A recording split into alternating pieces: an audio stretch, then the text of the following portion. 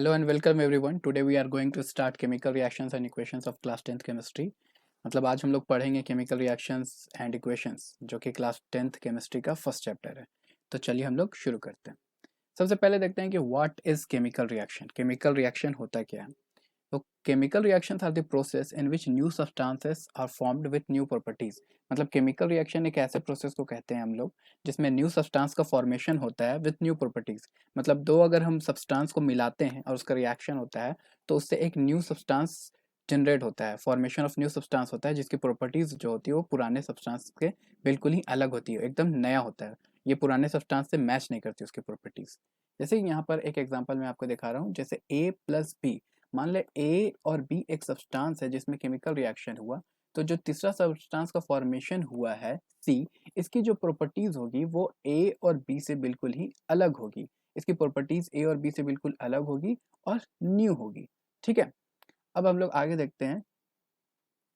Chemical reactions can't be reversed by physical methods. ठीक है, chemical reactions जो होते हैं उसको हम लोग के फिजिकल मेथड से रिवर्स नहीं कर सकते. फिजिकल मेथड्स जो हमने क्लास 9th में पढ़ा था, जैसे फिल्ट्रेशन हो गया, सेंट्रीफ्यूगेशन हो गया, डिस्टिलेशन हो गया, या फिर इवापोरेशन हो गया, या मैग्नेटिक सेपरेशन हो गया. तो ये सब जो फिजिकल मेथड्स है, तो केमिकल रिएक्शंस को हम लोग इसके थ्रू रिवर्स या सेपरेट नहीं कर पाएंगे.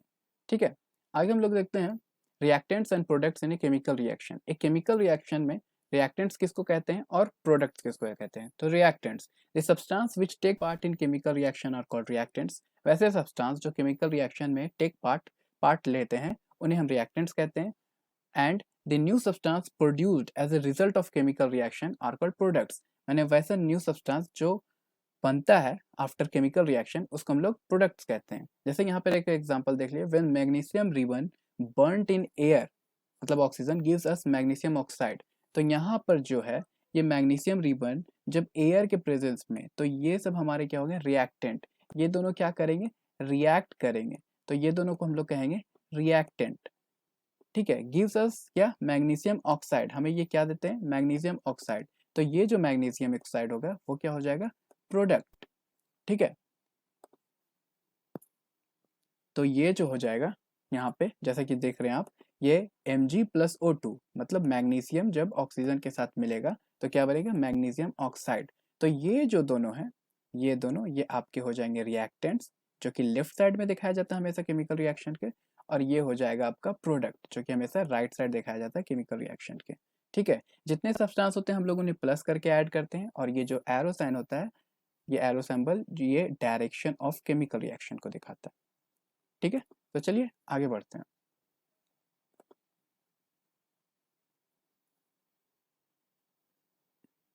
अब हम लोग देखते हैं characteristics of chemical reaction. Chemical reaction के क्या कैरेक्टरिस्टिक्स होते हैं. जैसे कि जब भी हम केमिकल रिएक्शन करेंगे तो क्या क्या चीज़ें हमें देखने को मिल सकती है. सबसे पहले जैसे इवोल्यूशन ऑफ गैस. जब भी ये केमिकल रिएक्शन होगा तो हम लोग उसमें से धुआं निकलता हुआ, गैस निकलता हुआ देख सकते हैं, जिससे हम लोग कह सकते हैं कि हाँ केमिकल रिएक्शन हुआ है. तो evaluation of gas. Formation of precipitate. जब भी हम लैब में करेंगे कोई भी केमिकल रिएक्शन, जो भी हम लोग ग्रेजुएटेड सिलेंडर या फ्लास्क या बीकर में करेंगे, तो उसमें देखेंगे जब हम लोग केमिकल रिएक्शन कर लेंगे तो एक हल्का सा प्रेसिपिटेट जमा हो जाता है. तो वो प्रेसिपिटेट भी एक एग्जांपल है कि हाँ केमिकल रिएक्शन हुआ है, कैरेक्टरिस्टिक्स ऑफ केमिकल रिएक्शन है. ठीक है, आगे देखते हैं चेंज इन कलर. मोस्टली जब एक केमिकल रिएक्शन होता है तो जो रिएक्टेंट्स होते हैं, जब वो प्रोडक्ट बनते हैं केमिकल रिएक्शन के बाद, तो उनका कलर चेंज हो जाता है. तो ये चेंज ऑफ कलर भी एक कैरेक्टरिस्टिक्स ऑफ केमिकल रिएक्शन है. Change in temperature. टेम्परेचर भी चेंज हो जाते हैं सब्सटेंस के जब वो प्रोडक्ट बन जाते हैं after chemical reaction. And change in state. State भी चेंज होते हैं. जैसे कि कोई सॉलिड रहेगा तो हो सकता है केमिकल रिएक्शन के बाद वो लिक्विड या गैस बन जाए. ठीक है, तो आगे हम लोग देखते हैं chemical reactions happen in our daily life. ऐसे बहुत सारे डेली लाइफ में एग्जांपल हैं जो कि केमिकल रिएक्शंस को दर्शाते हैं. जैसे कि डाइजेशन ऑफ फूड. जो हमारे शरीर में जो खाना हम लोग खाते हैं वो पचता है, तो वो भी एक एग्जांपल है केमिकल रिएक्शन का.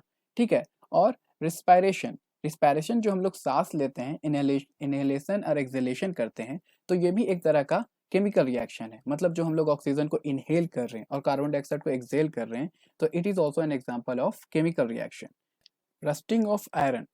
जी, रस्टिंग ऑफ आयरन भी एक एग्जांपल है केमिकल रिएक्शन का. दो ये एक बहुत ही स्लो केमिकल रिएक्शन है, मतलब रस्टिंग ऑफ आयरन होने में सालों लग जाते हैं, 1-2 साल या 3-4 साल लग जाते हैं एक आयरन को रस्ट लगने में, बट ये भी एक केमिकल रिएक्शन है। Formation of curd, formation of curd भी एक एग्जांपल है आपका केमिकल रिएक्शन का। So these are the common examples from our daily life of chemical reactions. चलिए हम लोग अब आगे बढ़ते हैं और देखते हैं what is chemical equation. Chemical equation क्या होता है? ए chemical reaction can be represented by a chemical equation, मतलब केमिकल रिएक्शन जो होते हैं उसको हम लोग केमिकल इक्वेशन से दिखाते हैं। तो कोई भी केमिकल रिएक्शन है तो हम लोग जब बात करना और लिखना हो तो उसको कैसे लिखेंगे? तो उसको हम लोग केमिकल इक्वेशन की मदद से लिखते हैं। It involve uses of symbols, formulas of substance of reactants and products which mention of their physical state। मतलब इसमें क्या होता है कि हम लोग सिंबल्स और फॉर्मूलाज इस्तेमाल करते हैं सब्सटेंस बोथ रिएक्टेंट और प्रोडक्ट के, ठीक है, with mention of their physical state, मतलब जो भी उनमें फिजिकल स्टेट प्रेजेंट होते हैं उनके हम लोग फिजिकल स्टेट का मेंशन करते हैं केमिकल इक्वेशन में, ठीक है। और ये जो फिजिकल स्टेट होते हैं वो कौन कौन से होते हैं? जैसे फिजिकल स्टेट हो गया आपका सॉलिड, लिक्विड, गैस और एक्वस, ठीक है। सॉलिड को जो है हम लोग वो स्मॉल एस से दिखाते हैं, ठीक है, ये यहाँ पे दिखाया कि सॉलिड को जब भी हम लोग केमिकल इक्वेशन में लिखेंगे तो स्मॉल एस से दिखाते हैं, लिक्विड को स्मॉल एल से, उसी तरह गैस को स्मॉल जी से, और एक्वस को जो है हम लोग वो स्मॉल ए क्यू से दिखाते हैं, ठीक है। अब यहाँ बात करते हैं कि what is aqueous. Aqueous solution होता क्या है? तो aqueous solution is a type of solution in which the solvent is water। जहाँ पे solvent क्या होता है? वाटर होता है। उस तरह के सॉल्यूशन को हम लोग aqueous solution कहते हैं, ठीक है। तो चलिए आगे बढ़ते हैं और इसका एग्जांपल देखते हैं, ठीक है। एग्जांपल ऑफ केमिकल रिएक्शन यहाँ पे दिखाया गया मैग्नीशियम प्लस ऑक्सीजन, ठीक है। जब मैग्नीशियम को ऑक्सीजन के साथ रिएक्ट करवाते हैं तो क्या हमें मिलता है? Magnesium oxide. तो ये एक केमिकल रिएक्शन है। तो इसको हम लोग केमिकल इक्वेशन में कैसे चेंज करेंगे? तो ये देखिए Mg प्लस O2, यहाँ पे हमने क्या किया, जो मैग्नीशियम का सैम्बल होता है Mg, तो मैग्नीशियम की जगह Mg लिख दिया। ऑक्सीजन का जो सैम्बल होता है O2, तो उसकी जगह O2 लिख दिया। और मैग्नीशियम ऑक्साइड का जो फॉर्मूला होता है मतलब MgO, तो ये हमने MgO लिख दिया, ठीक है।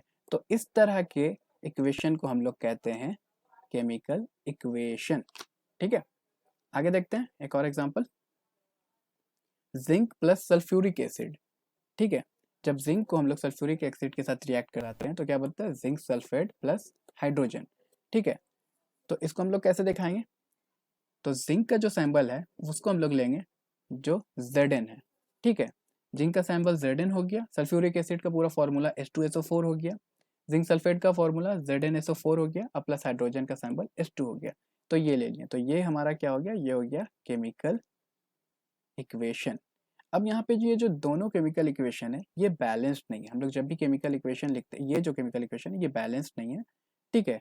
एक बैलेंस्ड है, एक अनबैलेंस्ड है। तो जो भी हम लोग केमिकल इक्वेशन लिखते हैं उसको बैलेंस फॉर्म में लिखते हैं with mention of physical state, जैसा कि मैंने यहाँ बताया था। तो जैसे कि आप यहाँ देख सकते हैं कि ये जो है Mg, तो ये किस स्टेट में पाया जाता है? सॉलिड में, तो हम लोग इसको ब्रैकेट में सॉलिड लिख सकते हैं। O2 ये किस स्टेट में पाया जाता है? तो ये गैस में पाया जाता है, तो हम लोग इसको गैस लिख देंगे। और यहाँ प्रोडक्ट साइड जो MgO बनता है तो ये भी कैसा होता है? ये सॉलिड ही रहता है, तो हम लोग S लिख देते हैं।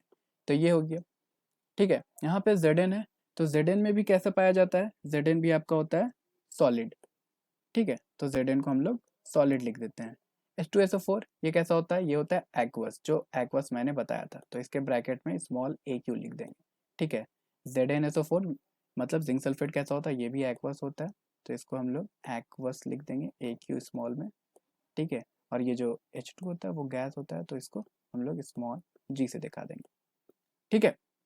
तो ये इसमें से ये रिएक्शन अभी बैलेंस्ड नहीं है, ठीक है, और ये बाय डिफॉल्ट बैलेंस्ड है, बट आगे हम लोग अभी पढ़ेंगे कि what is balanced and unbalanced reaction. तो चलिए आगे बढ़ते हैं। तो चलिए अब हम लोग पढ़ते हैं balanced and unbalanced chemical equation. Unbalanced chemical equation हम लोग किसको कहते हैं? A chemical equation which has unequal number of atoms of different elements in the reactant and product, मतलब रिएक्टेंट और प्रोडक्ट्स के साइड, दोनों साइड जो नंबर ऑफ आइटम्स होंगे डिफरेंट एलिमेंट्स के वो अनइक्वल रहते हैं। जैसे कि यहाँ पर आप एग्जांपल देखिए, जैसे कि हम लोग जान रहे हैं कि ये जो है हमारा ये रिएक्टेंट साइड है, ठीक है, और ये हमारा प्रोडक्ट साइड है, ठीक है। तो ये दोनों के साइड जो भी एलिमेंट के नंबर ऑफ आइटम्स रहेंगे वो अनइक्वल रहेंगे, अलग अलग रहेंगे। तो ऐसे इक्वेशन को हम लोग अनबैलेंस्ड केमिकल इक्वेशन कहते हैं। जैसे कि यहाँ पे आप देखिए कि Mg है, तो यहाँ Mg पे कितना है? 1 एटम है प्रेजेंट है, और यहाँ पे Mg का कितना एटम प्रेजेंट, यहाँ भी 1 एटम ऑफ Mg प्रेजेंट है, और यहाँ पे ऑक्सीजन के कितना एटम प्रेजेंट है, 2, और यहाँ पे ऑक्सीजन का कितना एटम प्रेजेंट है, 1। ठीक है, तो यहाँ पे 2 प्रेजेंट है, यहाँ पे 1, तो ये बराबर नहीं हुआ। तो इस तरह के केमिकल इक्वेशन को हम लोग क्या कहते हैं, अनबैलेंस्ड केमिकल इक्वेशन। और जब भी ऐसा होता है तो हमें उसे बैलेंस करना पड़ता है। तो चलिए अब आगे पढ़ते हैं कि बैलेंस्ड केमिकल इक्वेशन किसको कहते हैं। तो balanced chemical equation, a chemical equation which has equal number of atoms of different element in the reactant and products, मतलब कि बोथ साइड एक नंबर ऑफ एटम्स सेम रहेंगे, रिएक्टेंट साइड भी and product side भी। जैसे कि यहाँ पे मैंने एक एग्जांपल देखा है Zn प्लस H2SO4, ठीक है, Zn प्लस H2SO4 जो हमें देता है ZnSO4 प्लस H2, ठीक है, तो ये हमारा क्या हो गया, रिएक्टेंट साइड, ठीक है, और ये हमारा हो गया प्रोडक्ट साइड। तो जब हम यहाँ पे दोनों में कंपेयर करते हैं तो यहाँ देखते हैं कि Zm का कितना एटम है, 1 एटम, और यहाँ पे Zm का, यहाँ भी Zn का 1 एटम है। यहाँ देखते हैं H2 का कितना एटम है, 2 एटम, यहाँ H2 का कितना एटम है, 2 एटम, यहाँ SO4 का कितना एटम है, 1, और यहाँ पे भी SO4 का कितना एटम है, 1। तो दोनों जगह सबका एटम्स सेम है, रिएक्टेंट साइड भी प्रोडक्ट साइड भी। तो इस तरह के केमिकल इक्वेशन को हम लोग कहते हैं बैलेंस्ड केमिकल इक्वेशन, ठीक है। तो चलिए अब हम लोग देखते हैं how to balance a chemical reaction, chemical reaction को किस तरह से बैलेंस करते हैं। तो चलिए एक एग्जांपल लेते हैं, यही अपना magnesium plus oxygen gives magnesium oxide, मतलब Mg plus O2 gives MgO, ठीक है। तो जैसे कि मैंने आपको पीछे ही बता चुका है कि जैसे कि हमें दोनों साइड, ये हमारा रिएक्टेंट साइड हो गया और ये हमारा प्रोडक्ट साइड हो गया, तो हमें इस दोनों साइड में number of items of all elements बराबर करने होते हैं। और जैसे कि मैंने आपको बताया कि यहाँ पे Mg का 1 एटम है, यहाँ पे Mg का 1 एटम है, यहाँ ऑक्सीजन के 2 एटम है, और यहाँ पे ऑक्सीजन के 1 एटम है। यानी हमें करना ये है कि यहाँ पे ऑक्सीजन के 2 एटम करना है। तो हम जब भी बैलेंसिंग करने जाते हैं तो सबसे पहले हम क्या करते हैं कि हर एटम में एक, हर एलिमेंट पे एक ब्रैकेट लगा देते हैं। इस ब्रैकेट का ये मतलब होता है कि इसके अंदर हम कोई भी चेंजेस नहीं कर सकते, मतलब छेड़छाड़ नहीं कर सकते, जो भी बैलेंस करना है वो इस ब्रैकेट के बाहर होगी, ठीक है, अंदर नहीं हो सकता। मतलब अब इसके अंदर कुछ भी चेंजेस नहीं हो सकते, ये जैसा है वैसा रहेगा, बाकी आगे पीछे लिख के हम लोग नंबर बैलेंस करते हैं।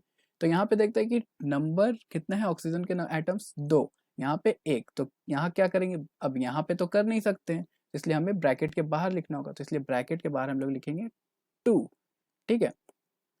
तो यहाँ पे जब हम 2 लिख दिए तो यहाँ ऑक्सीजन तो बैलेंस हो गया, लेकिन अब देखिए कि मैग्नीशियम डिसबैलेंस हो गया, यहाँ पे मैग्नीशियम के 2 एटम्स हो गए और यहाँ 1, तो क्या करेंगे हम लोग, यहाँ भी आके 2 लिख देंगे।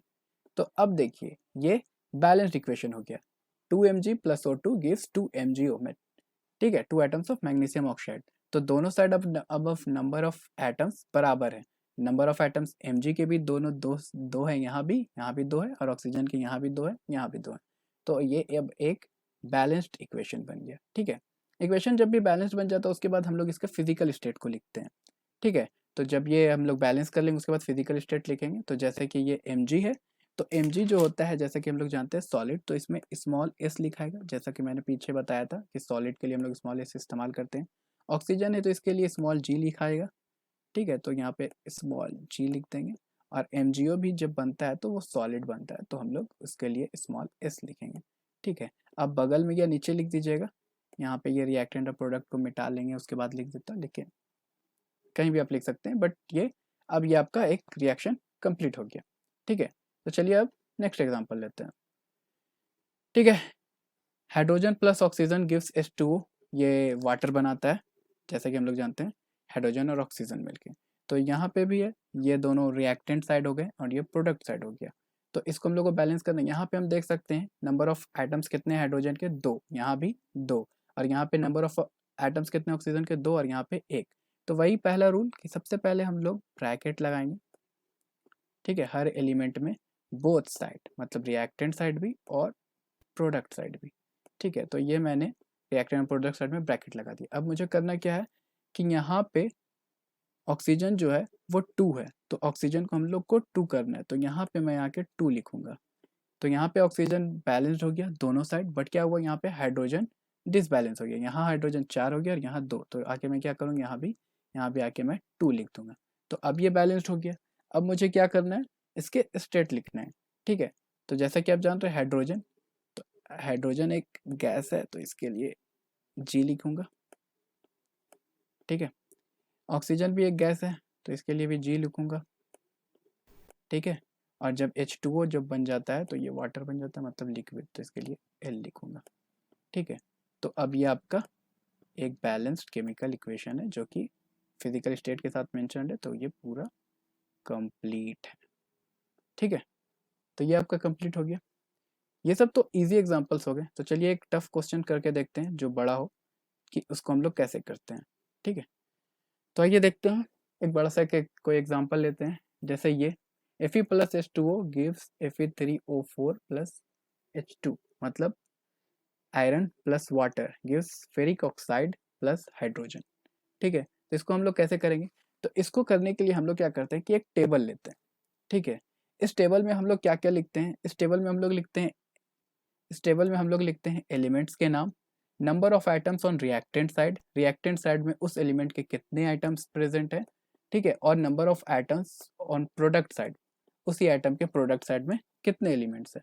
ठीक है, अब जैसे कि यहाँ पे आप लोग को कितने एलिमेंट्स दिख रहे हैं? 3 एलिमेंट्स है, तो हम लोग Fe यानी आयरन, तीनों एलिमेंट के सबसे पहले नाम लिख लेंगे, हाइड्रोजन और ऑक्सीजन। ठीक है, तो अब हम लोग यहाँ पे देखते हैं कि उसके कितने कितने आइटम्स हैं। तो यहाँ पे हम लोग जब Fe का देखते हैं तो रिएक्टेंट कौन है यहाँ पे? ये है रिएक्टेंट साइड। ठीक है, तो ये आपका रिएक्टेंट साइड है। तो रिएक्टेंट साइड में जितने नंबर ऑफ आइटम्स है उसको यहाँ लिखना है। ठीक है, इन बॉक्सेस में। और ये प्रोडक्ट साइड हो गया आपका, तो इस प्रोडक्ट साइड में जितने भी नंबर ऑफ आइटम्स है वो इस बॉक्स में लिखना है। ठीक है, और जैसा कि मैंने आपको बताया, तो यहाँ पे हम लोग देखते हैं कि कितने कितने आइटम्स हैं। ठीक है, और जैसा कि मैंने आपको बताया कि हम लोग क्या करते हैं कि सबसे पहले लिखने से पहले हम लोग इसमें ब्रैकेट देते हैं। ब्रैकेट क्यों देते हैं? ब्रैकेट इसलिए देते हैं ताकि जो भी हम लोग बैलेंसिंग करने के लिए इस्तेमाल करेंगे वो इस ब्रैकेट के बाहर होगा। यहाँ पे जो भी लिखा हुआ है फॉर्मूला या सैम्बल, इसमें हम लोग कोई भी छेड़छाड़ नहीं कर सकते हैं। इसलिए कोई भी केमिकल रिएक्शन करने से पहले हम लोग सबसे पहले क्या करते हैं, इसको कोई भी बैलेंसिंग करने से पहले सबसे पहले इसको ब्रैकेट देते हैं। अब देखिए, जैसा कि आप लोग जान रहे हैं कि ये आपका रिएक्टेंट साइड है और ये आपका प्रोडक्ट साइड है। ठीक है, तो यहाँ पे नंबर ऑफ आइटम्स Fe का कितना है? 1, तो हम लोग यहाँ पे 1 लिखेंगे। यहाँ पे Fe का कितना है नंबर ऑफ आइटम्स? 3, तो हम लोग यहाँ पे 3 लिखेंगे। ठीक है, उसके बाद देखते हैं हाइड्रोजन का, तो हाइड्रोजन का यहाँ पे कितना नंबर ऑफ आइटम्स है? 2, तो यहाँ पे हम लोग 2 लिखेंगे। और यहाँ पे हाइड्रोजन का कितना नंबर ऑफ आइटम्स है? 2, तो यहाँ भी हम लोग 2 लिख देंगे। ठीक है, ऑक्सीजन का देखिए यहाँ पे कितना है? 1, तो हम लोग यहाँ पे 1 लिखेंगे। और यहाँ पे ऑक्सीजन का कितना है? 4, तो हम लोग यहाँ पे 4 लिखेंगे। ठीक है, तो ये हमने सब कर लिख दिया। अब हमें क्या करना है? बैलेंस। तो यहाँ पे देखिए Fe का 1 नंबर ऑफ आइटम है reactant side and product side 3, तो हमें क्या करना होगा? रिएक्टेंट साइड भी 3, तो 3 करने के लिए क्या करेंगे? हम लोग इसको 3 से मल्टीप्लाई कर देंगे। तो यहाँ पे हम लोग इसको 3 से मल्टीप्लाई कर देते हैं, तो ये 3 बन जाएगा सिंपली। ठीक है, तो ये 3 बन गया, तो इस 3 को हम लोग कहाँ लिख देंगे? यहाँ पे, मतलब ब्रैकेट के पीछे। तो अब क्या हुआ? हमारा Fe बैलेंस हो गया। Fe3 यहाँ भी हो गया रिएक्टेंट साइड भी, और Fe3 यहाँ भी हो गया। ठीक है, उसके बाद देखते हैं हाइड्रोजन। हाइड्रोजन दोनों साइड कितना है? 2 2, तो हाइड्रोजन बैलेंस है, तो इसको कुछ करने की जरूरत नहीं है। अब आते हैं ऑक्सीजन में, तो ऑक्सीजन यहाँ कितना है? 1, और यहाँ कितना है? 4, मतलब यहाँ 1 है और यहाँ पे 4 है, तो यहाँ भी 4 करना होगा। तो इसके लिए हम लोग क्या करेंगे? इसको 4 से मल्टीप्लाई करेंगे। तो ये 4 से मल्टीप्लाई करेंगे तो ये क्या हो जाएगा? 4 हो जाएगा, तो ये भी 4 हो गया। अब ये 4 को हम लोग कहाँ लिखेंगे? ब्रैकेट के बाहर, तो ये यहाँ पे लिखाएगा 4। तो अब देखिए ऑक्सीजन तो बैलेंस हो गया, बट हाइड्रोजन क्या हुआ? डिसबैलेंस हो गया। यहाँ पे हाइड्रोजन कितना हो गया? 8 हो गया, और यहाँ पे हाइड्रोजन कितना है? 2। तो अब हमको इसको बैलेंस करना होगा, 8 करना होगा। तो हम लोग क्या करेंगे? यहाँ पे 2 से 4 से मल्टीप्लाई कर देंगे। ये यहाँ पे 8 हो चुका है। ठीक है, ये यहाँ 8 हो गया, तो हम लोग क्या करेंगे? इस साइड भी हम लोग 4 से मल्टीप्लाई कर देंगे। ठीक है, इस साइड जब हम लोग 4 से मल्टीप्लाई करेंगे तो ये 8 हो जाएगा, तो यहाँ पे हम लोग क्या लिख देंगे? 4। ठीक है, तो ये हो गया हमारा बैलेंस। ठीक है, तो ये बैलेंस हो गया। उसके बाद हम लोग क्या करते हैं? हम लोग इसका फिजिकल स्टेट लिखते हैं। तो ये Fe है, तो Fe होता है सॉलिड, तो उसके लिए हम लोग स्मॉल s लिखेंगे। ठीक है, H2O जैसे कि आप लोग जानते हैं वाटर, तो वाटर मतलब लिक्विड, तो ये L हो गया, तो L लिख देंगे यहाँ पे।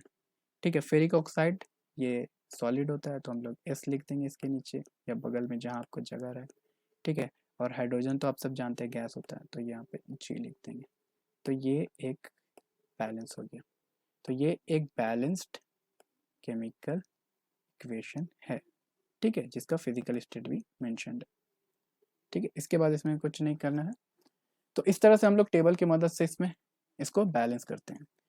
तो चलिए अब हम लोग देखते हैं why do we need to balance a chemical reaction, आखिर हमें केमिकल रिएक्शन को बैलेंस करने की ज़रूरत क्यों पड़ती है। तो इसका आंसर है to follow the law of conservation of mass. Law of conservation of mass जो हमने क्लास 9th में पढ़ा हुआ है, ठीक है। तो चलिए देखते हैं क्या होता है law of conservation of mass. According to law of conservation of mass, matter is neither created not destroyed in a chemical reaction. मतलब ये law of conservation of mass हमने क्लास 9th में पढ़ रखा है।